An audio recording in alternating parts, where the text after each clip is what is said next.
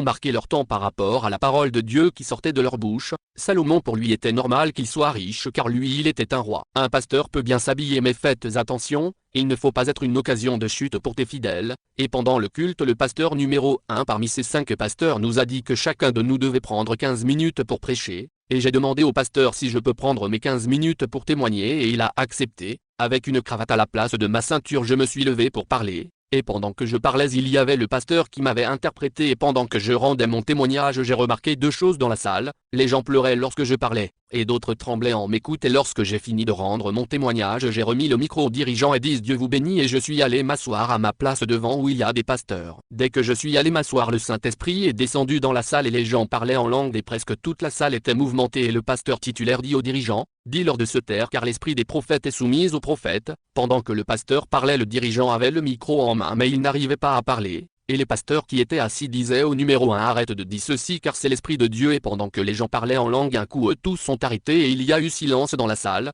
Il y a une femme qui s'est levée pour prophétiser et les gens du service d'ordre ont dit qu'ils n'ont jamais vu cette femme dans l'église, et cette femme est rentrée dans l'église et elle s'est levée pour prophétiser en me pointant du doigt et sa prophétie s'est adressée directement à moi. Et voici ce que disait cette prophétie. N'aie pas peur car je suis avec toi, c'est moi l'Éternel qui t'a emmené dans ce pays. Va, je suis avec toi car le peuple que tu vois ne me connaît pas. Je t'ai envoyé dans ce pays par les enseigner. Donc quand cette femme a fini de prophétiser, elle est sortie pour partir et ils l'ont plus vue. Alors j'ai commencé à pleurer parce que la prophétie était très forte. Et je me demandais alors qui sont ce peuple, et sachez bien que malgré cette prophétie, je m'intéressais pas à tout ceci car ma galère était trop forte. Et on devait passer le micro au pasteur titulaire pour introduire le prédicateur du jour. Notez bien que je ne connaissais pas le nom du pasteur titulaire car je n'avais même pas encore fait une semaine dans cette église, et le dirigeant dit maintenant je vais laisser la parole au pasteur Aka. Je vous assure que j'ai tiqué parce que c'est le pasteur qu'on m'avait recommandé depuis le Nigeria. Or celui qui m'a recommandé m'a dit qu'il était dans un village, donc je ne lui ai jamais fait savoir cette histoire que j'ai gardée dans mon cœur. Après le culte de ce jour, le dirigeant m'a appelé de côté pour m'expliquer pourquoi il n'a pas répété ce que le pasteur lui disait. L'esprit du prophète est soumis au prophète et que les gens devaient se taire. Il me dit que lorsque le pasteur lui parlait, c'est comme si Dieu avait enlevé sa gorge. Or il avait l'envie de repérer les mots mais Dieu avait enlevé sa gorge et voilà pourquoi il ne pouvait pas parler. Et après le culte, le pasteur m'a fait savoir qu'ils l'ont envoyé dans une autre église et que moi aussi je devais quitter cette église parce que c'est lui qui m'avait hébergé partait aussi de cette église. J'ai fait seulement une semaine dans cette église et j'étais obligé de partir. Je suis allé faire la maçonnerie quelque part et il y a eu un Congolais qui m'a hébergé chez lui, et la nuit avant le jour où on devait nous payer, j'ai eu une vision. Dieu me dit n'aie pas peur car c'est moi l'Éternel qui t'a emmené dans ce pays pour enseigner ce peuple car ils me connaissent pas. Je me suis réveillé et j'ai dit à Dieu si c'est toi qui me parles, ordonne qu'on ne nous paye pas. Voilà une erreur bête que je suis encore allé faire. Et le lendemain nous sommes allés au travail et on nous dit que le travail est fini. Ils ne nous ont pas payé jusqu'aujourd'hui. Faites attention, la majorité des pasteurs qui ont de l'argent ou des immeubles que vous appelez souvent les pasteurs les plus riches au monde. Souvent la majorité Dieu n'est pas avec eux, mais les pasteurs que vous négligez parce qu'ils n'ont rien dans leur vie, souvent ce sont ceux pasteurs-là que Dieu est avec eux, et la majorité de vos soi-disant pasteurs riches disent à leurs fidèles de refuser la souffrance dans leur vie. Or la vie chrétienne est une vie de souffrance.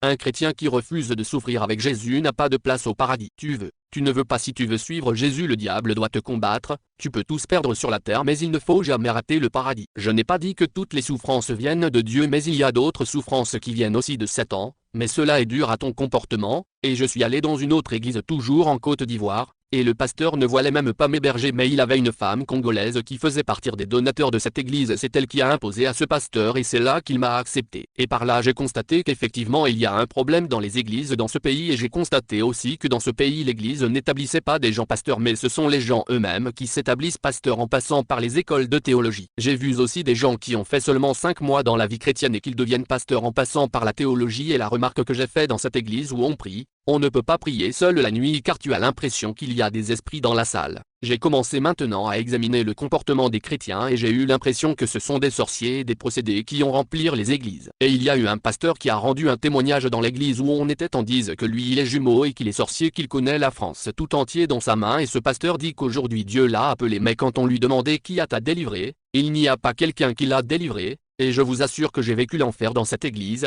Vous savez qu'il est facile de prêcher un peuple qui ne connaît pas Jésus, mais il est difficile d'enseigner un peuple qui croit connaître Dieu mais il ne le connaissant pas, c'est très difficile. Et ce sont des choses qui commençaient à attirer mon attention concernant la prophétie qui était sortir. Souvent lorsqu'on dormait dans l'église, maman pasteur se fâchait en nous disant venez laver les assiettes les chiens là. Mais je ne pouvais rien faire car j'étais dans une condition de faiblesse et c'est Dieu qui me l'a imposé. Mais la différence qui était entre moi et les autres est la grâce de Dieu qui était sur moi. Lorsqu'on faisait l'œuvre de Dieu on sentait toujours la différence entre moi et les autres à tel point que les gens m'ont beaucoup aimé dans l'église mais la tête m'a toujours détesté. Mes frères j'ai vécu l'humiliation et l'enfer et il m'arrivait souvent de manger haricots 50 frkfa petits et riz 50 frkfa petits et je buvais 1 litre d'eau après le repas pour que mon ventre soit ballonné, mais je faisais toujours l'œuvre de Dieu. Je me souviens un jour je prêchais le soir dans l'église et le lendemain mon oncle m'a appelé de la France et me dit que je vais t'envoyer 300 000 francs CFA pour que tu te débrouilles un peu dans le commerce. Or c'était beaucoup à l'époque, j'étais tellement content pour recevoir cet argent et le lendemain j'apprends qu'ils ont mis mon oncle en prison en France. Cela m'a tellement fait mal,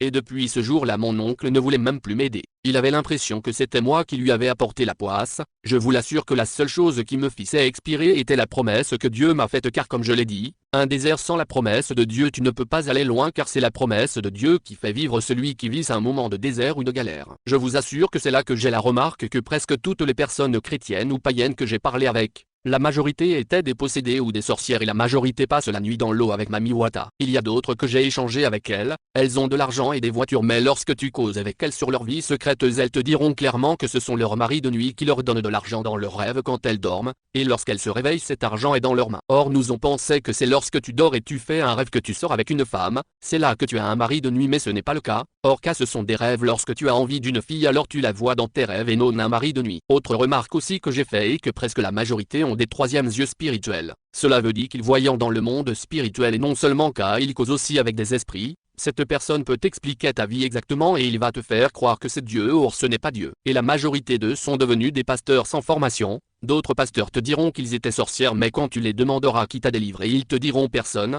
mais il est devenir pasteur et dans son ministère il ne fait que prophétiser et fait tomber les gens. Et souvent je les disais clairement que ce n'est pas normal que quelqu'un qui était sorcier ou quelqu'un qui cause avec des esprits, une telle personne doit passer à la délivrance. D'autres disent qu'ils ont fait auto-délivrance or ce n'est pas normal car quelqu'un qui est sorcier qui a mangé des amés, on doit délivrer cette personne parce que cette personne a signé un pacte avec l'enténèbre. Ces choses ne sont pas seulement en Côte d'Ivoire mais elles sont aussi en Afrique de l'Ouest et à cette époque tout le monde prêchait seulement la prospérité et je me suis dit que cela n'était pas normal car ces peuples n'ont pas besoin de messages de prospérité mais de repentance car beaucoup sont capturés par les dieux qu'adoraient leurs parents ainsi qu'eux-mêmes et c'est là maintenant que je commence à comprendre la prophétie qui m'a été donnée. Je me souviens un jour, j'ai organisé une retraite spirituelle dans cette église dont je parle avec la permission du pasteur numéro 1. Toute l'église était intéressée pour participer à cette retraite et la retraite était tellement bonne que ça bouleversait toute l'église. À la fin de cette retraite Dieu a opéré de grandes choses. Et le dimanche après notre retraite, pendant le culte le pasteur avait invité un de ses amis pasteurs qui avait aussi prêché pendant la retraite et lorsque ce pasteur a prêché il a demandé à l'église d'aider le pasteur sur le plan financier. Et ce jour-là le pasteur a eu plus de 2 millions et les femmes ont donné des pagnes de valeur et un congélateur à sa femme. Le pasteur qui prêchait a dit qu'on va observer un jeûne de 3 jours à sec afin de bénir le peuple mois. Lui est le pasteur numéro 1 et il a bien dit que si l'Éternel a béni cette église, Dieu est passé par le pasteur Frodi Botuku pour bénir cette église. Pendant qu'il parlait il y a une femme qui a levé sa main dans la folle et elle a donné 12 000 ans disent que c'était pour nous trois pour boire la bouille après le jeûne. Après le culte tous ceux dont j'ai invité pendant la retraite, chacun a reçu son enveloppe et moi je me disais que moi j'aurais un simple 10 000 pour aller payer mes habits car à l'époque j'aimais beaucoup m'habiller car le pauvre n'a pas besoin d'un immeuble mais il a besoin seulement d'un petit rien pour vivre. Et le lendemain on a commencé le jeûne et j'ai dit au pasteur que je ne peux pas faire le jeûne 3 jours à sec. Il a accepté et normalement je devais finir mon jeûne à 18 h maintenant il est 17 h et le pasteur était à côté de moi et dans sa main il avait un petit sachet de glace de Gem et je vous assure que c'est cette petite glace qu'il m'a donnée comme ma part et j'ai pris cette glace je l'ai jetée, j'ai arrêté le jeûne donc j'ai tourné la page. Quelques jours après le pasteur a perdu son grand frère et tout l'argent qu'il avait reçu et partir dans les funérailles. Notez bien que j'ai vécu des choses que je ne peux pas tout expliquer ici. Je n'étais pas gros avant et je suis devenu maigre. Souvent il arrivait que je suis seul dans l'église et je pleure en disant Seigneur qu'est-ce que j'ai fait pour que je souffre comme ça. Souviens-toi que j'ai sacrifié toute ma jeunesse pour te servir et il y a toujours une voix au fond de mon cœur qui me dit n'aie pas peur je vais faire. Et c'était cette voix qui me consolait chaque fois que je pleurais et je me souviens qu'un jour j'avais payé un petit réchauffe à pétrole et souvent lorsque j'ai 100 frkfa je paye haricots 50 frkfa avec une boule de gari et je faisais pâte avec cette boule. Maintenant un jour je vais à l'église et je m'aperçois qu'ils ont saccagé mon réchaud. Lorsque j'ai vu automatiquement j'ai dit qui a fait ceci et que c'était de la sorcellerie ou quoi. Moi j'ai parlé de cas dans amusement et il y a un pasteur qui a pris ça en mal et il me dit de quitter leur église. J'ai essayé de lui expliquer il ne veut rien comprendre et c'est là qu'il me montre un enfant. On me dise que c'est cet enfant qui a fait cela devant lui donc il a laissé l'enfant détruire car Il dit au pasteur numéro 1 de choisir entre nous deux celui qui doit partir. Notez bien que le problème qui était entre moi et eux les pasteurs de cette église était la jalousie. Et dans la même église il y a une ville maman qui est décédée qui apparaissait dans l'église. Selon aussi ce que j'ai appris, les gens entendaient les voix des personnes décédées qu'on ne voyait pas dans l'église. Il y a eu 2 pasteurs qui ont rendu témoignage parce qu'ils dormaient dans cette église. Il y a un qui dit pendant qu'il dormait au milieu de la nuit il voit une vieille maman qui le regardait en tremblant et ce pasteur a crié. Moi-même il y a déjà eu un ancien de cette église qui a tiré sur moi dans le rêve et le matin cet ancien a manifesté cela. Et pendant la discute je lui ai dit que moi je vais y aller comme c'est votre église. Alors j'ai pris mes bagages et je suis parti. Selon ce qu'on m'a raconté, le dimanche le pasteur a pris le micro en disant qu'il y a des gens qu'on a hébergés ici et ce dernier a pris la décision de quitter cette église. Or ce n'était pas le cas mais c'est plutôt eux qui m'ont poussé à partir. Et le pasteur dit que le frère va souffrir, il va commencer à vendre les cigarettes et il va mourir. Il y a un de mes amis ivoiriens qui fut mon meilleur ami qui était dans la salle. Lorsque le pasteur a dit que j'allais mourir il cria amenez, cela veut dire qu'il veut que les vœux de ce pasteur se réalisent et après cela je vous assure que j'ai trouvé un endroit où dormir mais je n'avais pas de quoi manger. Le but de ce pasteur était de me voir mourir afin de dire aux gens voilà Dieu l'a frappé, et je vous assure qu'il me surveillait pour voir ce que deviendra ma vie à la fin. Quelque temps après celui qui a crié Amen a eu un problème et on l'a chassé aussi de cette église, et lorsqu'ils l'ont chassé il a eu une courte maladie et il est mort plus tard et le pasteur qui a voulu qu'on me chasse a été attrapé en voulant voler les offrandes donc c'est pour vous dire qu'on ne combat pas celui que Dieu a sa main sur lui quelle que soit la galère qu'il vit. Dieu protège toujours ses enfants. Souvent je dis aux gens de faire beaucoup attention car les personnes que vous ne considérez pas souvent Dieu les considère. Toute galère n'est pas synonyme de la malédiction car Dieu le permet souvent afin d'enseigner son peuple. Et il est arrivé que tellement que ma galère était trop à la fin je disais Dieu n'existait pas et je vous assure que peut-être que vous aussi vous dites ceci à cause de vos problèmes mais je te dis d'écouter ce message jusqu'à la fin. Il est arrivé un moment où je suis allé dans l'église de l'un de mes frères congolais donc j'ai voulu maintenant travailler avec lui.